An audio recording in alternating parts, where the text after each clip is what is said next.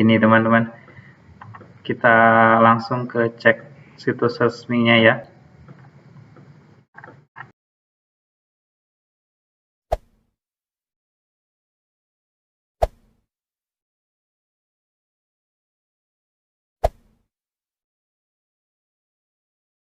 Assalamualaikum warahmatullahi wabarakatuh, rekan-rekanku semua, sehat selalu ya. Hari ini kita akan membahas mengenai afirmasi untuk calon ASN P3K. Menarik sekali, kita harus tahu teman-teman, karena kalau sampai kita ketinggalan, wah sayang banget. Teman-teman semua, saya doakan semoga yang belum ASN bisa keterima ASN P3K tahun ini.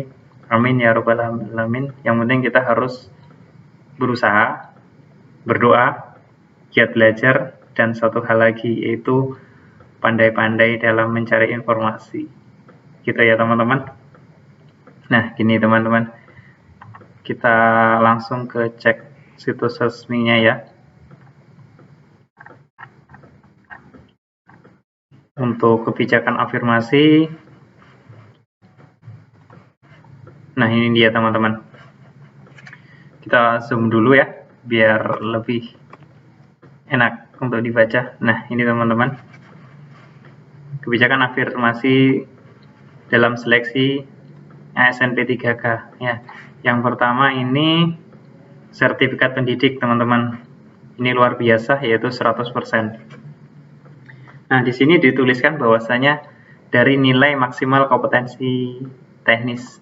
Jadi 100% ini untuk kompetensi teknisnya.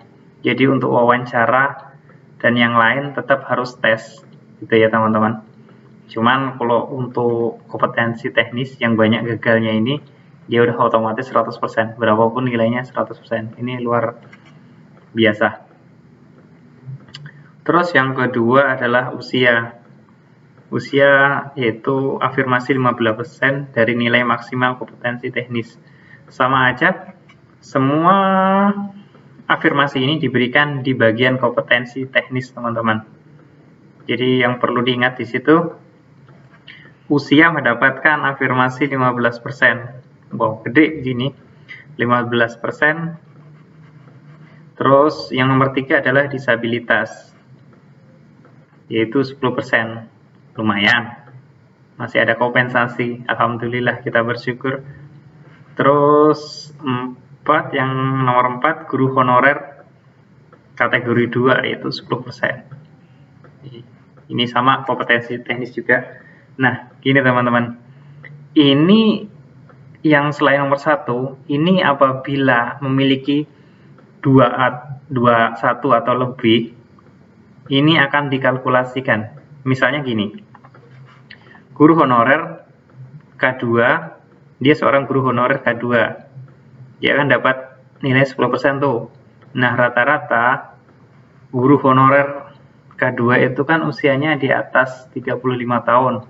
Nah di sini usia 35 tahun mendapatkan 15% afirmasi, berarti dia dapat 2. Usia 15, K2 10, jadi 25%. Nah gitu. Terus misalnya lagi usia 15%, dia penyandang disabilitas 10%, berarti 10 sama 15, 25%. Jadi dikalkulasikan gitu ya teman-teman, yang selain nomor 1. Terus gini teman-teman, sambil minum dulu. Nah gini, di antara 1, 2, 3, dan 4 ini ada yang otomatis, ada yang tidak. Nah yang otomatis itu adalah yang nomor 2, usia. Kalau dia usianya di atas 35 sudah pasti dapat afirmasi 15%. Nomor 2 ini otomatis. Nah yang nomor 4, guru honorer K2, ini juga otomatis. Dia akan dapat 10%. Nah kalau dia K2, namun nanti saat pengumuman kok tiba-tiba dia tidak ditambahkan afirmasinya, maka teman-teman bisa menyanggahnya di menu sanggah. dengan mengupload SK K2-nya, SK Bupati. Gitu ya teman-teman, SK Bupati atau Wali Kota. Nah, ini yang otomatis. Nah, yang nggak otomatis ini nomor 1 sama nomor 3.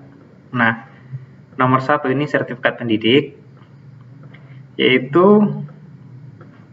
teman-teman harus yang memiliki sertifikat pendidik harus mengupload sertifikat pendidiknya.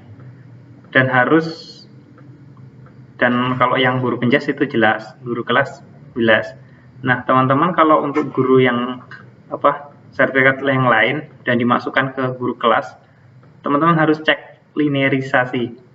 Jadi sertifikat pendidik mana aja yang bisa masuk di guru kelas SD, misalnya matematika, terus bahasa Indonesia. Nah, seperti itu.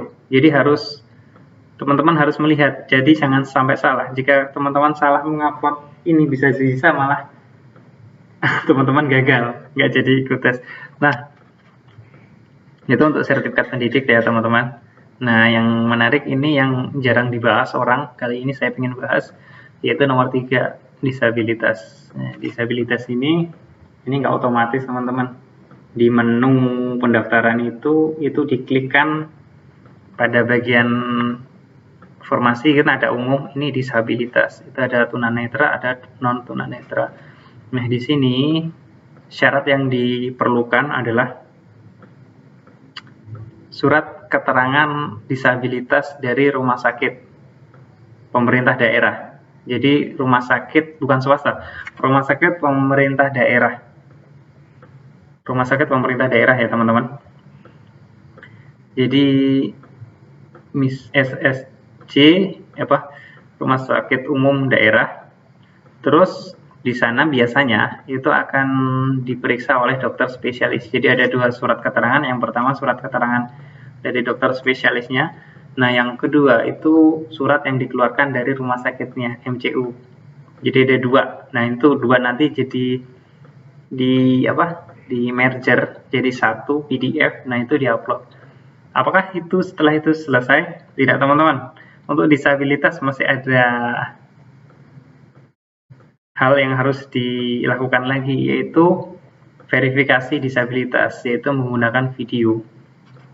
Jadi untuk kawan-kawan yang bernyandang disabilitas, kalau mau meregistrasi ini, selain menggunakan surat yang tersebut, maka teman-teman yang disabilitas harus membuat video di sekolahan saat mengajar dan menerangkan tingkat disabilitasnya secara singkat, pendek gitu. Nah, itu kalau teman-teman pengen tahu seperti apa video-video kawan-kawan lain yang registrasi di sini menggunakan disabilitas, teman-teman bisa cek di YouTube, terus ketik aja di sini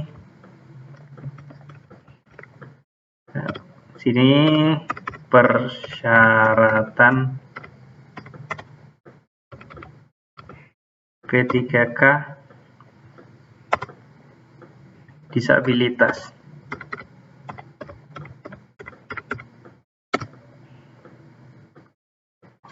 Nah, ini teman-teman, ini adalah salah satu kawan-kawan kita yang yang mengikuti verifikasi. Nah, seperti ini yang mengikuti, yang membuat video. Nah, gitu. Yang itu nanti akan diupload di menu SSC ASN. Gitu teman-teman, dan kiranya mungkin teman-teman ada yang belum paham, boleh ditanyakan. Intinya kita optimis ya, terutama yang dapat afirmasi ini, dan saya doakan kalian semua sukses. Yang disabilitas jangan menyerah, optimis kalian bisa juga. Ya, wassalamualaikum warahmatullahi wabarakatuh.